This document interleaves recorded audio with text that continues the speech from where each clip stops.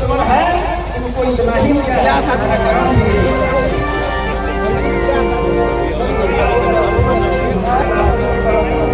देखिए, कुछ पार्टियां तो सही दिल से बाबा साहब के जयंती मना रही है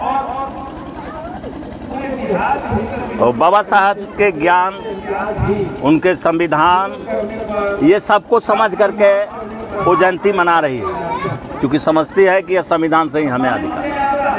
लेकिन कुछ पार्टियां हैं जो वह देश के बहुजनों को भ्रम में डाल रही है, दिग्भ्रमित कर रही है।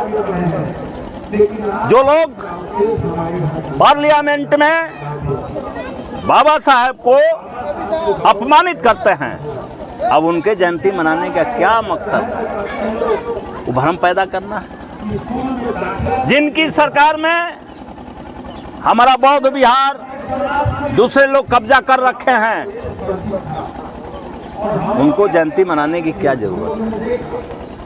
जो लोग बहुजनों के सारे अधिकार, अनुसूचित जाति, अनुसूचित जनजाति के सारे अधिकार को छीन रखे हैं, जो बाबा साहब ने दिया था, प्रमोशन में आरक्षण दिया था, आज एनडीए की सरकार फ्रीज कर दिया है, रोक लगा दी है। हमारा जो है जितने भाई जहां जिस पद पर हैं, उनको जो है प्रमोशन में आरक्षण नहीं मिल रहा। बाबा साहब के संविधान के तहत SC/ST एक्ट सब प्लान है और उस प्लान के तहत जो काम करना चाहिए SC/ST को, ये सरकार नहीं कर रही है। तो एक तरफ से अधिकार छीन रही है। जब हम SC/ST सब प्लान पर जो है सरकार से मांग किया, तब ये सरकार बिना जवाब दिए भाग गई और आज हम देख रहे हैं कि उसको छोटा करके भ्रम पैदा करने वाला अखबार में दिखा रही है कि हम इतने हजार गांवों में, दलित बस्तियों में मीटिंग करेंगे। मीटिंग करने की क्या जरूरत है? हमारी कानूनवा को लागू करो। आज अगर वो लागू कर देती सब प्लान के तहत, तो हमारे जितने जो बच्चे हैं पढ़ने लिखने वाले, सारे लोगों को फ्री में शिक्षा मिल सकती थी। उनका किसी कॉलेज के लायक हैं, वहाँ जा करके वो पढ़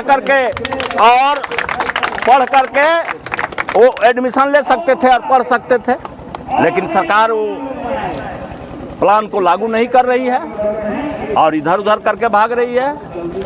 तो अब ये लोग जो है अधिकार छीनने वाले लोग अब मनाते हैं, तो भ्रम फैलाने से और क्या होगा?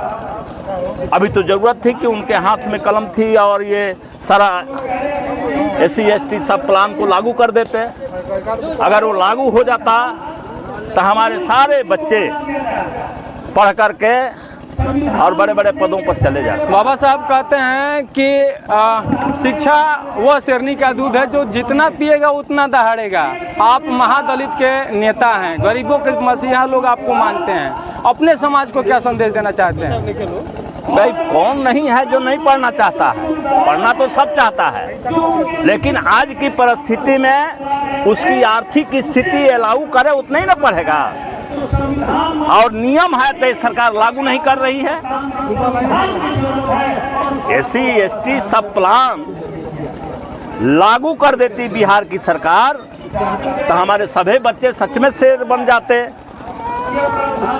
सभी बच्चे, शिक्षा हुआ शेरनी का दूध है कि जो जितना ही पिएगा उतना ही दहाड़ेगा।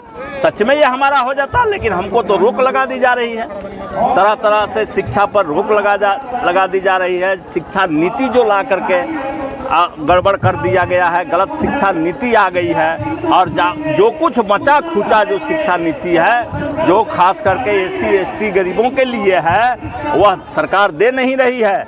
और नहीं तो ये जितने जो है प्राइवेट स्कूल है, जितने स्तर के, जिस ढंग के, उस सभी विद्यालयों में 25% SC/ST के बच्चों को पढ़ने का कानून है। दे कहाँ रही है? नहीं दे रही है।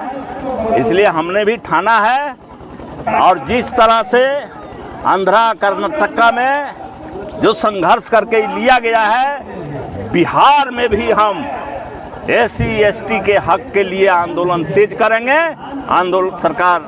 आंदोलन तेज करेंगे और सरकार को मजबूरन अब देना पड़ेगा ये लड़ाई की हम शुरुआत करें। चलिए, गरौली की जनता से, साथ ही साथ सिवान की जनता से इस जयंती के साथ आप क्या संदेश देना चाहेंगे सभी जनता से?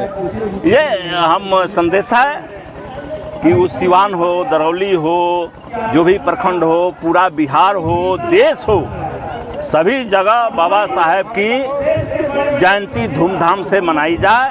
हमने अभी भाषण में भी अपना कहा कि हम सब लोगों के लिए अगर कोई त्यौहार है, बड़ा से बड़ा त्यौहार है, तो वो है 14 अप्रैल।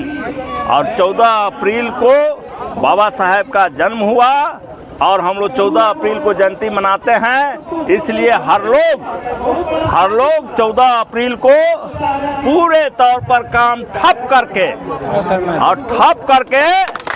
और पूरे स्नान करके नया कपड़ा पहन के अच्छा भोजन बना करके और खा करके और आइए जयंती में और पूरे मज़े से बाबा साहेब के जयंती को मनाइए और उनके नीति कृति को ध्यान में रख करके उसको अमल करिए, उस पर चलने की गारंटी करिए। चलिए, धन्यवाद।